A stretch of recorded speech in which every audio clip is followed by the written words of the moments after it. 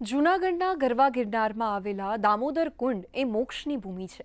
કૃષ્ણ ભક્ત કવિ નરસિંહ મહેતાએ પોતાના પિતૃઓનું તર્પણ કરીને આ કુંડમાં સ્નાન કર્યું હતું। ત્યારે આ પાવન ભૂમિ પર ભાદરવી અમાસે દર વર્ષે દુનિયાભરમાં લાખો લોકો પિતૃના મોક્ષ અર્થે પિતૃતર્પણ કરવા આવે છે।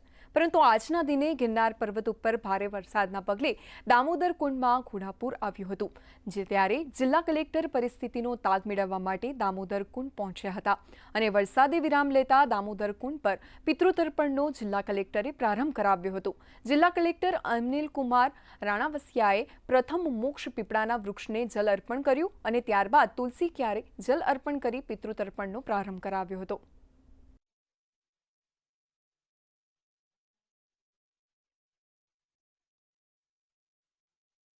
આજે સવારે 6 વાગ્યાથી લઈને 12 વાગ્યા સુધીમાં ગિરનાર પહાડ પર લગભગ 4 ઇંચ જેટલો વરસાદ નોંધાયો હતો। એટલે પ્રિકોશનના ભાગરૂપે અમે દામોદર કુંડ, જટાશંકર અને વિલિંગ્ટન ડેમ આ જગ્યાએ લોકોની પ્રવેશબંધી કરી હતી। અત્યારે વરસાદ રોકાઈ ગયો છે, પાણીની આવક પણ ઘટી છે। એ પરિસ્થિતિને ધ્યાને લઈ અને લોકોની જે ધાર્મિક લાગણી છે એને માન આપીને અત્યારે એસડીઆરએફ અને એનડીઆરએફની તમામ ટીમ અમારી અહીંયા ઉપસ્થિત છે। તમામ શ્રદ્ધાળુઓને વિનંતી કરું છું કે પોલીસ વિભાગને પૂરતો સહકાર આપવામાં આવે।